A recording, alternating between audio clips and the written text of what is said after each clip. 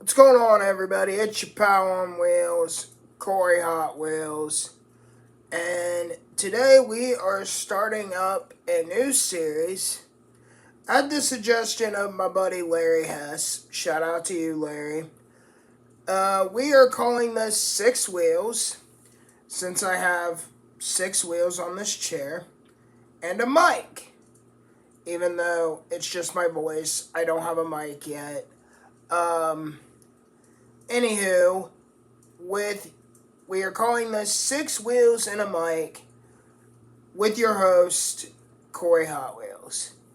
And, we did this, with wrestling, and we're still going to talk about wrestling, but these videos are going to be just centered on what I want to talk about. Whether it's something gaming, whether it's, about life, just wrestling, sports, whatever it is on my mind that I want to talk about, we're going to talk about it. So, this is not going to follow like some kind of script format. It's just going to be whatever's on my chest, whatever I feel like, we're going to talk about it. It could be a YouTube video I watched, or, something related to gaming or wrestling, like I said. So, without further ado, let's get into it. So, the first bit we are going to talk about is wrestling. So, and another thing I want to point out, these are going to be just based on my opinion. I'm not going to be sharing like articles or whatever, These are just my opinions on certain topics. So, like I said, first thing we're going to talk about is wrestling. So, the first thing is, and I'm going to go on a little bit of a rant. So, y'all just better be ready. AEW. Alright. Why, on God's green earth, would you put two talented wrestlers, Katsuyori Shibata and Jon Moxley, in the ring? You're like, oh, what's the big deal, Hot Wheels? It's like, oh, I'll tell you what the big deal is. Jon Moxley hits a pile driver, and what does Shibata do? Immediately jumps up and hits the penalty kick. Oh, Hot Wheels, he went to the ground and like grabbed his head like this. No, that's not how you sell a pile driver. A move that has been banned in most wrestling promotions across the globe for years because of the danger. Why don't you ask Stone Cold Steve Austin about the danger of that move? And you freaking no-sell it? What in the world? Why? And people think it's awesome. Listen, I'm not a judgmental person at all. But if you're saying that no-selling a pile driver is awesome, what in the world are you watching? What are you smoking? Like, why? That was just ridiculous. I mean, credit, the super kick and the DDT used to be lethal finishing moves back in the 80s, and now everyone and their brother does it like 20 times a match, but a pile driver? Really? And let's not forget to mention the 20 Canadian destroyers you do a friggin' match. What is this? The circus? This is not acrobatics. Which I get it. There's people that like to do flips and crap. That's wrestling. But, God. AEW, Tony, you're killing the business. No selling a pile driver? Oh my gosh. And you want to know why I just watch the highlights on YouTube every week. And there's talent there that I like. I'm not disrespecting talent, but golly. A move that puts people in the back of ambulances that you just know sell it or you just drop to your knees? What in the world? Come on. Ugh. Alright, that's all I have to say about that particular subject. So, let's talk about WrestleMania. So, you have Jey Uso going against Gunther for the world title, right? And Jey Uso's over 3 against Gunther. The only way you make this work, and no, I do not think he is world champion material. I still feel that way. I've said it before. He is a tag team wrestler. Maybe a mid-card. But if you do not put the championship on Jey Uso, you literally just wasted everybody's time. Because I get it. He's the top, one of the top merch sellers. I don't know who the top merch seller is, and I'm not even going to bother looking it up. But you're putting a guy that's been a tag team wrestler for the last 10, 15 years in the world title picture.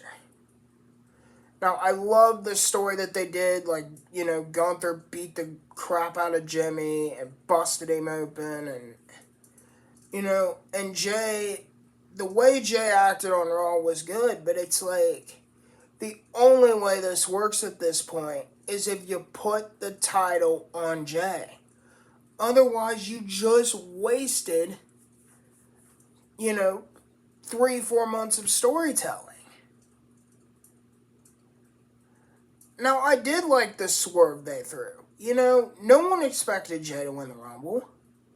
But it's like, okay, now take that swerve and run with it.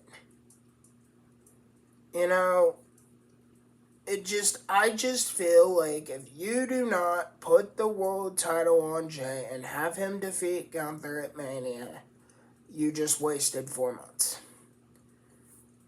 I mean, that's it. There's just no ifs, ands, or buts. But now on to the WWE title picture. My buddy Larry, he told me for months that he's seen John Cena going heel on this farewell tour. And I'm like, dude, there's no way. John Cena's not heel. Well, lo and behold, what happened? Elimination Chamber, Rock did this. Cena kicked Cody below the belt and beat the ever-living crap out of him. And now we have heel John Cena. And you know what? I've been digging these heel promos. I've been digging these war awards between Cena and Cody. I mean, Cena's destroyed Cody and Cody's destroyed him. I mean, the line that he said that Cody said that people chose me, you were chosen by a guy we don't even talk about anymore, was freaking phenomenal. I mean, and this has got me invested. Cena said, well, I'm taking the belt and I'm going home. Well, you know what? Call me what you want. I love Cody Rhodes. I hope Cena wins 17. And just runs with it through the summer. And you have people like Punk, Cody, Randy, chasing him for the belt. I just think it would be phenomenal. Let Cena do work as a heel. I mean, this is just going to be absolutely great. I love it. Now, the women's world title picture, I seen that coming, triple threat. I seen it coming when Io beat Ripley, on Raw. I'm excited. You know, everybody say, "Oh, it's predictable." Blah, blah, blah, blah, blah. You know, I think it's great. You know, I think Bianca walks away champion, and then she feuds with Naomi and eventually Jade. That's my prediction for that. Um, for the what's gonna go on there, and so in the WWE Women's Title picture, Charlotte and Tiffany. You know, I agree. I thought Tiffany rolling out of the ring, you know, especially her being the babyface, was kind of like, eh. Like, why would you have your babyface, like, back away from the heel? Like, that's not how this works. But I love the personal jabs they took at each other. Like, I thought it was great. You know, that's what makes wrestling is because you blur the lines between fiction and reality. So, you know, I think, you know, that is going to be a good match. I think it's going to be really underrated. You know, a lot of people are sleeping on it, but I really expect a phenomenal match at WrestleMania to be delivered. Now, the last point with wrestling we're going to talk about tonight is the Intercontinental Championship picture, and I think this will mark the end of Judgment Day. I mean, I think Judgment Day's run its course. You know, I think it's time that all of them go on and do better things. You know, I think Finn Balor and JD McDonough will make a hell of a team in the division when JD McDonough returns from injury. You know, Dom can go on, and I honestly hope he wins the Intercontinental Championship. He is the top heel in the WWE right now, and I just think it would be great for him to win the title and, you know, and be like Curtis Axel and Mr. Perfect, you know, a father-son duo win the Intercontinental Championship, because, you know, Rey Mysterio's held the Intercontinental Championship. So, I just think it'd be great for Dom, and you could start putting Braun in the world title picture, because I think Braun would make a hell of a world champion. But, so the last little bit we're going to talk about tonight is, related to gaming, and that is the Nintendo Switch 2. It is set to launch on June 5th. They had a direct. It was an absolutely amazing presentation. Everybody was hyped. And then they said Mario Kart 8 was going to cost not $70, $80. In 2025, $80 for a standard video game. We're not talking deluxe edition. We're talking standard.